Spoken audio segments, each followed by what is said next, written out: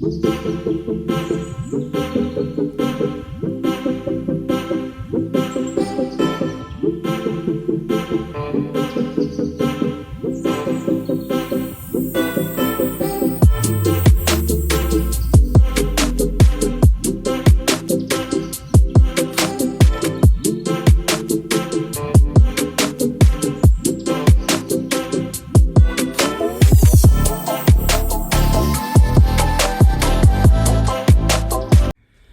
guys, welcome back to my channel. So in this video I'm going to show you guys how to make this two-piece. So this is very easy to make this style, so I decided to just get the video out of it, but this is very easy to make. So I'm going to be using this black fabric, and for the skirt I'm going to be using this one here. So basically I have my fabric folded into two, and I'm going to be using a non-stretchy fabric for this here. So the fabric is folded into two, and as you can see, the first one is folded into two here like this, and then the second one also folded into the widest part of my body. So if your bust is the widest, you can use it. If your hip is the widest, you can use that. So my hip is the widest, 48 divided by 4 is 12 plus 1 is 13, and then the length I have here is just my shoulder to my hip is what I'm using here, plus 1. So my shoulder to hip is at 28, plus 1 is 29. And then the next thing I'm going to do is just to go ahead and insert my shoulder measurement here, and make sure that at the center back here you have about 1 inch. I have less than 1 inch here because I'm going to be using an invisible zipper for mine, so it depends on you. Our basic bodice pattern, so I'm going to just go ahead and start drafting it. So go up to the shoulder. All my measurements are starting from this end here. So for the front panel, so I'm tracing both of them together. My shoulder divided by 2 minus 1, because I'm not going to have any sleeve here. If you're going to have a sleeve, then you can just use your full shoulder, 7 instead of 8. And then I'm going to come down here by 1 inch, and then I'm going to insert my armhole. So you can get this by dividing round your bust by 6 plus 1.5. Whatever you get is the width you're going to, is the length you're going to use here. And then from here now I'm going to connect it, right? Give it a curve, our basic bodice. And then down here I'm going to insert my bust divided by 4. So whatever that is for you, go ahead and mark it. And then I'm going to add 1 inch of sewing allowance. After that, you're going to also measure from your shoulder to your waist, my shoulder to hip. And then on the waist, I'm going to do my waist divided by 4. So whatever that is, mark it. Plus 2 inches, 1 inch of that and 1 inch of seam allowance. My hip divided by 4.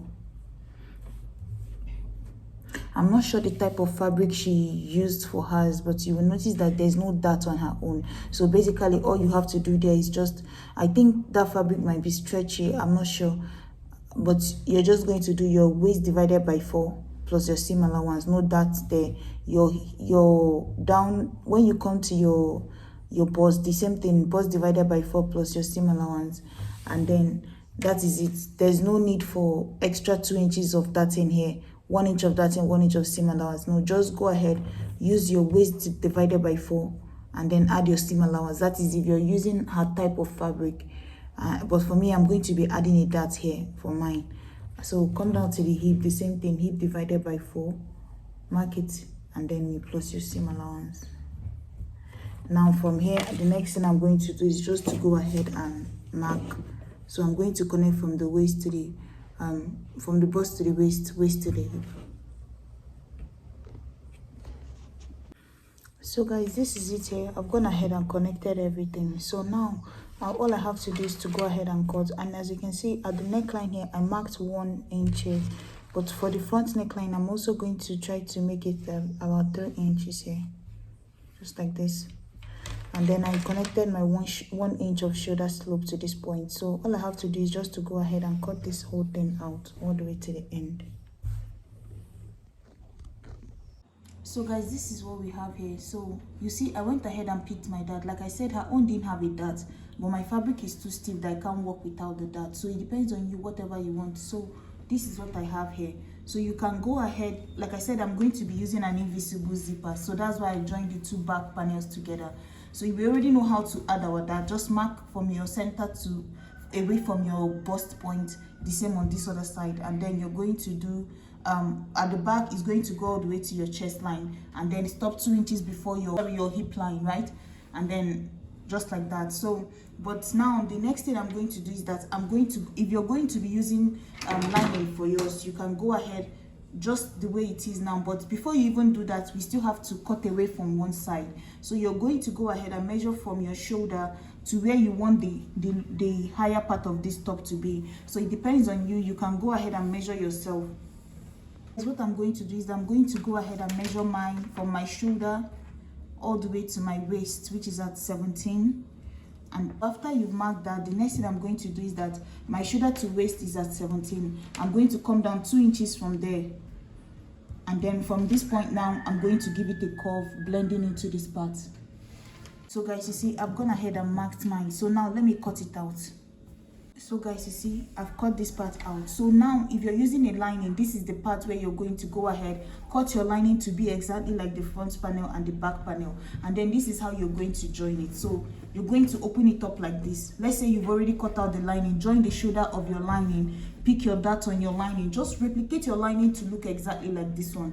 And what you're going to do is that you're going to close up the armhole with 1/2 inch, close up the neckline, and then go ahead and join the bottom part. So if this is my cloth now, I'm going to cut out something that looks exactly like this. Darts, pick the darts, join the shoulder, pick the darts at the back, and then I'm going to place my lining on top of it, just like how this is. I'm going to make sure the right side of my fabric like this is facing the right side of my lining. So imagine my lining placed like this on top of this now, looking exactly like this. All I have to do is, like I said, join your armhole round to the end, join round from one side of the neckline to the other, and then join the bottom part here with 1/2 inch, and then also do the same here, join this part, join this part. You can get all the ends all the way to the end here, you understand? So you're going to go ahead and do that now.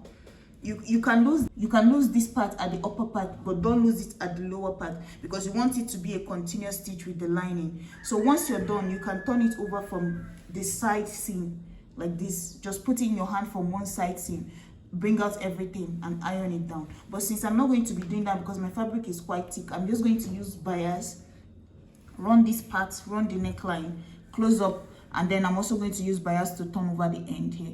I'm going to be using the bias of the fabric I'm using for the skirt, because it's an Akara fabric that I'm using. This is like crepe, and then I'm going to use like Akara fabric for the bottom. So I'm just to get some of the color from the Akara to this, I'm just going to use it to line it and finish it up. This is the top here. I've gone ahead and joined everything together. So like I said, this is the fabric I'll be using for my skirt. So that's why I tried to use this color to hem the armhole in form of bias. Use it on the neckline, use it on the other armhole too, and then at the bottom here, you see, I used it to finish up the end here. The other thing is that if you wear yours and you feel like it's gaping at the armhole, you can just go ahead and pick maybe just 1/2 inch dart just by the armhole here. It will happen if you're more on the busty side, so you might want to just pick a small dart just by the armhole in front.